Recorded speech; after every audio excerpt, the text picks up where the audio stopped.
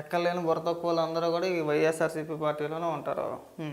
కాకానికి పోవద్దండి రెడ్డి ఎంత బుర్ర తక్కువతనంగా మాట్లాడుతున్నాడు అనేది ఒకసారి వినిపిస్తాను చూడండి.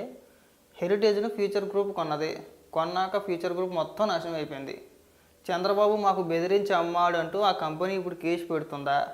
రెడ్డి సామాజిక వర్గాన్ని టార్గెట్ చేసి చంద్రబాబు నాయుడు గారి కక్ష సాధింపు చర్యలు చేస్తున్నాడు కాకాని గోవర్ధన్ రెడ్డి. ఏమన్నా నీకేం బుర్రాన పని చేస్తుందా? ఎవడన్నా కొనుక్కున్నవాడు గగ్గోలు పెడతాడయ్యా ఇది బెదిరించి అమ్మారని చెప్పేసి అని. ఇప్పుడు నువ్వు ఒక పొలం కొంటావయ్యా, కొన్న తర్వాత సడన్గా నువ్వు కొన్న రేటు కంటే ఓ 10 రూపాయలు 20 రూపాయలు రేటు తగ్గుద్ది. నువ్వేం చేస్తావు? నన్ను బెదిరించి నాకు అమ్మేడని చెప్పేసి అని కేసు పెడతావా? సిగ్గేమని అనిపిస్తుందా నీకేమన్నా? ఒకసారి ఏం మాట్లాడుతున్నా వినిపిస్తాను చూడండి.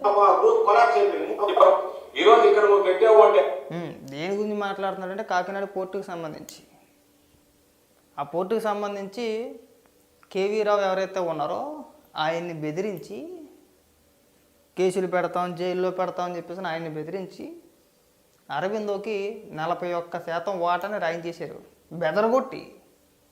దానికి సంబంధించి ఈరోజు ఈనాడులోని ఆంధ్రజ్యోతిలోని వార్తలు వస్తే దానికి కౌంటర్గా ఈయన మాట్లాడుతూ ఇప్పుడు చేసిన వ్యాఖ్యల మాట ఏంటి చదివి వినిపించాను కదా, ఒకసారి ఆయన ఏం మాట్లాడుతున్నాడో ఆయన మాటలోనే వినండి ఒకసారి. 6 నెలల తర్వాత ప్రభుత్వం, కొత్త ప్రభుత్వం, చంద్రబాబు ప్రభుత్వం వచ్చిన తర్వాత 6 నెలల తర్వాత ఇక్కడ కేసులు పెట్టామంటేనే దీని వెనక కుట్రకోణం స్పష్టంగా కనపడేటువంటి పరిస్థితి. ఎందుకంటే ఈరోజు చాలా మంది చాలా చెప్తారు, నీకు 4.5 సంవత్సరాల క్రితం ఉన్నటువంటి వాల్యుయేషన్ ఎంత, ఈరోజు వాల్యుయేషన్ మారి ఉండొచ్చు, కానీ ఆ రోజు ఉన్నటువంటి వాల్యూ ఎంత, ఈ రోజు ఉన్నటువంటి వాల్యూ ఎంత అనేటువంటిది ఏది కూడా మాట్లాడకుండా ఈరోజు ఒకసారి ఆలోచన చేస్తే చంద్రబాబు నాయుడు ఫ్యూచర్ గ్రూప్ కమ్మాడు.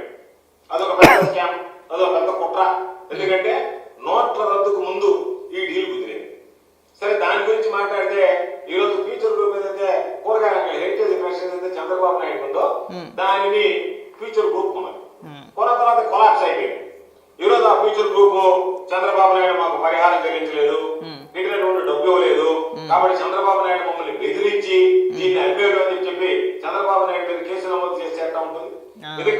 ఎర్రిపప్పులు అంటారు. అప్పుడు నిన్ను అలాగే అంటారు, ఆ మాట్లాడిన వ్యక్తులను కూడా ఎర్రిపప్పులు అంటారు. కొన్నవాడు ఎవడో గగ్గోలు పెట్టడు.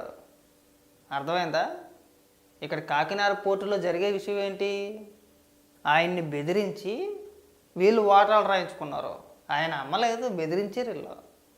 మీ మీద కేసులు పెడతాము, జైల్లో పెడతాము, వైవి సుబ్బారెడ్డి కొడుకు విక్రాంత్ రెడ్డి ఎంత చెబితే అంత ఆయన చెప్పినట్టు చెయ్యండి అని చెప్పి బెదిరించి 41% వాటాన్ని రాయించేసుకున్నారు.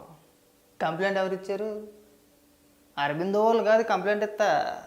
ఎవరైతే కేవీ రావు గారు ఉన్నారో ఆయన.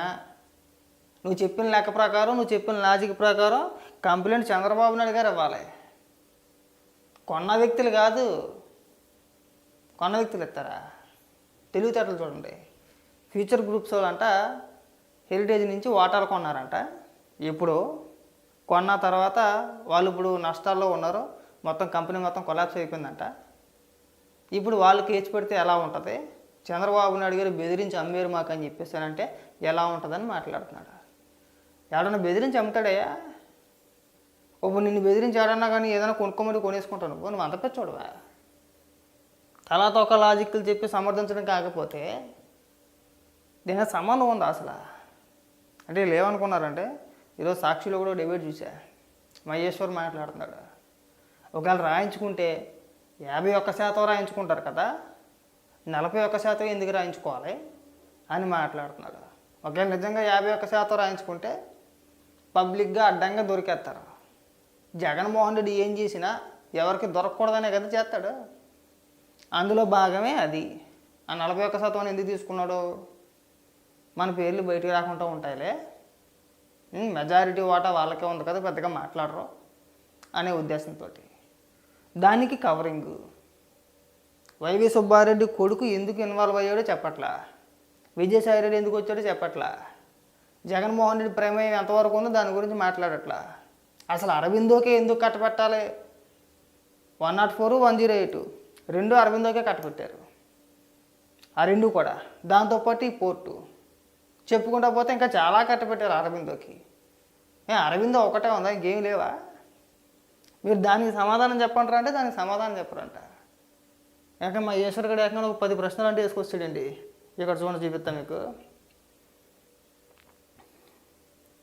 మరి ఎంత పెచ్చతనంగా మాట్లాడుతున్నారంటే ఇలా. సాక్షి టీవీ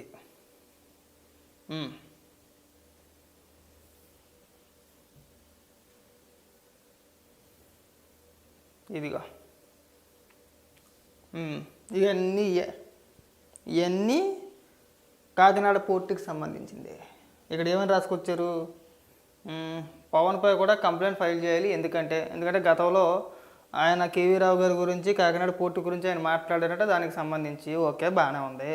ఇక ఇక్కడి నుంచి మొదలెట్టుకు వచ్చాడండి. ఇక్కడి నుంచి పోర్టు దొంగలకు సూటి ప్రశ్న, ఒక 10 ప్రశ్నలు అని చెప్పేసి రెడీ చేసుకొచ్చేస్తాడు. 10 ప్రశ్నలు, 10 ప్రశ్నలకి సమాధానం చెప్పండి అంటాడు. మొట్టమొదటి ప్రశ్న ఏదైతే ఉందో అదే ప్రశ్న 10 ప్రశ్నల కింద డివైడ్ చేసి, అంటే 10 ప్రశ్నల కింద దాన్నే ముందుది వెనకది ముందుకి వేసి అదే ప్రశ్నలు 10 సార్లు అడిగితే దాన్నే 10 ప్రశ్నలు అంటారు. ఇక్కడ మాత్రం సమాధానాలు దొరకవు, అన్నీ అబద్ధాలు. ఎందుకు మాట్లాడతాడు, ఏం మాట్లాడతాడో ఆయన కూడా అర్థం కాదు.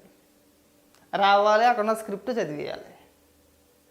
వచ్చిన వార్తలను ఉద్దేశించి కనీసం ఒకదానికైనా సరే వివరణ ఇస్తారంటే వివరణ ఎవరు? అసలు విక్రాంత్ రెడ్డికి పని ఏముంది? విజయసాయి రెడ్డి ఎందుకని వాళ్ళు పోయాడు?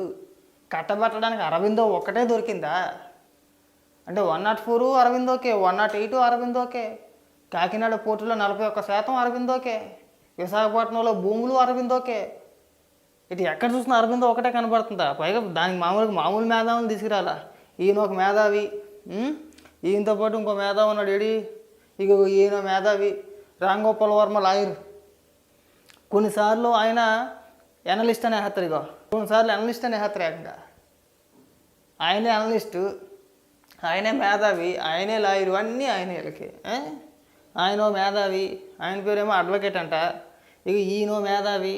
వీళ్ళందరినీ తీసుకొచ్చి తలా తోక లేకుండా ఇష్టానుసారంగా మాట్లాడిపించేస్తారు. బెదిరించారా లేదా అనేది చెప్పరు. బెదిరించారా లేదా? 41% రాయించుకున్నారా లేదా? జగన్మోహన్ రెడ్డి ఎందుకు సమాధానం చెప్పలేదు? పొద్దున వార్త వచ్చింది కదా. ఇలాంటి వ్యక్తులు. కాబట్టి ఏంటంటే దొరికిపోయిన తర్వాత మీరు ఎదవ డ్రామాలు ఏమి ఆడమాకండి. బెదిరించారా లేదా అనేది చెప్పరు. బెదిరించారా లేదా? 41% రాయించుకున్నారా లేదా? జగన్మోహన్ రెడ్డి ఎందుకు సమాధానం చెప్పలేదు? పొద్దున వార్త వచ్చింది కదా. ఇలాంటి వ్యక్తులు. కాబట్టి ఏంటంటే దొరికిపోయిన తర్వాత మీరు ఎదవ డ్రామాలు ఏమి ఆడమాకండి.